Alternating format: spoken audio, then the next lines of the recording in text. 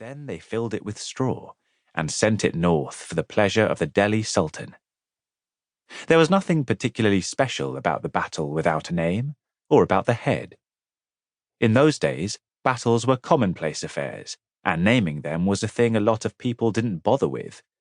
And severed heads were travelling across our great land all the time for the pleasure of this prince or that one. The Sultan in his northern capital city had built up quite a collection. After the insignificant battle, surprisingly, there was an event of the kind that changes history.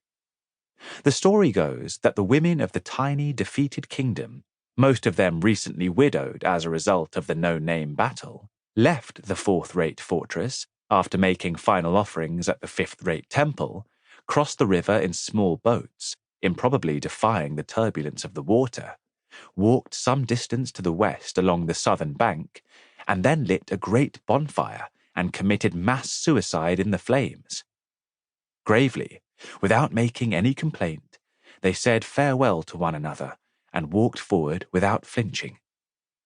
Nor were there any screams when their flesh caught fire and the stink of death filled the air. They burned in silence. Only the crackling of the fire itself could be heard. Bumpa Gumpana saw it all happen. It was as if the universe itself was sending her a message, saying, "Open your ears, breathe in, and learn." She was 9 years old and stood watching with tears in her eyes, holding her dry-eyed mother's hand as tightly as she could, while all the women she knew entered the fire and sat or stood or lay in the heart of the furnace, spouting flames from their ears and mouths. The old woman who had seen everything, and the young woman just starting out in life, and the girl who hated her father, the dead soldier, and the wife who was ashamed of her husband because he hadn't given up his life on the battlefield, and the woman with the beautiful singing voice, and the woman with the frightening laugh, and the woman as skinny as a stick, and the woman as fat as a melon. Into the fire they marched, and the stench of their death made Bumpa feel like retching, and then, to her horror, her own mother, Radha Kampana, gently detached her hand and very slowly, but with absolute conviction, walked forward to join the bonfire of the dead, without even saying goodbye. For the rest of her life, Bumpa Kampana, who shared a name with the river on whose banks all this happened, would carry the scent of her mother's burning flesh in her nostrils.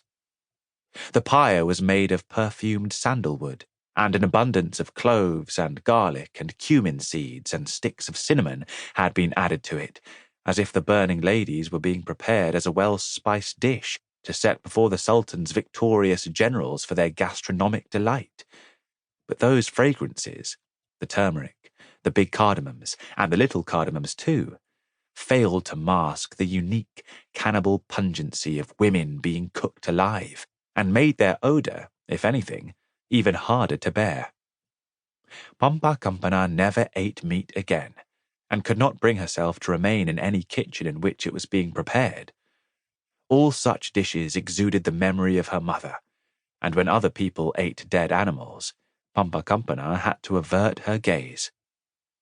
Bumpa's own father had died young, long before the nameless battle, so her mother was not one of the newly widowed.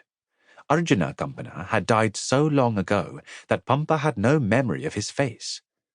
All she knew about him was what Radha Kampana had told her, that he had been a kind man, the well-loved potter of the town of Kampili, and that he had encouraged his wife to learn the potter's art as well, so after he died, she took over his trade and proved to be more than his equal. Radha, in turn, had guided little Bumpa's hands at the potter's wheel, and the child was already a skilled thrower of pots and bowls, and had learned an important lesson, which was that there was no such thing as men's work. Bumpa Kampana had believed that this would be her life, making beautiful things with her mother, side by side at the wheel. But that dream was over now. Her mother had let go of her hand and abandoned her to her fate. For a long moment, Bumpa tried to convince herself that her mother was just being sociable and going along with the crowd, because she had always been a woman for whom the friendship of women was of paramount importance. She told herself